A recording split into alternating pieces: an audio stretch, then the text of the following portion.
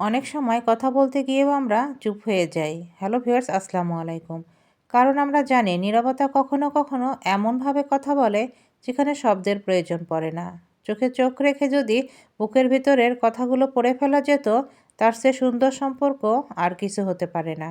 আমরা তাই চেষ্টা করি শান্ত হয়ে পাশে বসে থাকা মানুষটাকে বোঝার চেষ্টা করি, কিন্তু সমস্যা হলো বোঝার আগে তাল কেটে যায়। যে মানুষটার মান অভিমান নিয়ে আমাদের পাশে চুপচাপ এসে বসেছিল, আমরা তাকে বুঝে ওঠার আগেই সে উঠে চলে যায়।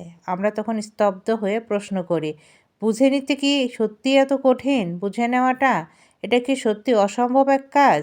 আসলে আমরা জানি না। জানতে চাইলে অনেক সময় আমাদের জানতে দেওয়া হয় না। এই বিশাল পৃথিবীতে যদি একজনের মনের কথা আর একজন নিঃশব্দে পড়ে নিতে পারত, তাহলে পৃথিবীর অর্ধেক মানুষের অসুখ বিনা ওষুধেই সেরে যেত।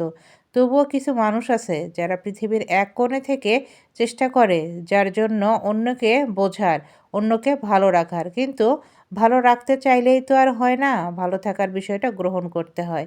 ক্ষমতাও থাকতে হয়, ক্ষমতা থাকার দরকার হয়। যে মানুষ নিজের পাত্র উপুড় করে রাখে, তাকে কিভাবে সাহায্য করবে? সে তো আর কিছু গ্রহণ করতে চায় না। ভালো থাকা আসলে বড় এক অভ্যাস। যার মধ্যে এই অভ্যাস তৈরির প্রবণতা আছে, সে ধীরে ধীরে ভালো হয়ে ওঠে।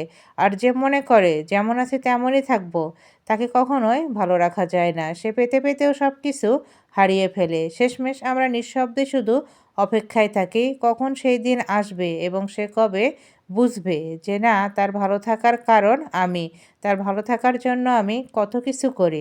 অথচ সে মানুষটা নীরবতায় পালন করে যায়। আমরা অপেক্ষা করি যার কাছে আমরা নীরবতাগুলোকে প্রকাশ করতে পারি, এবং আমার নীরবতাকে সে বুঝে নেবে যে না, আমি তার অপেক্ষায় আছি এবং তার ভালো থাকার কারণ হওয়ার জন্য অপেক্ষা করছি।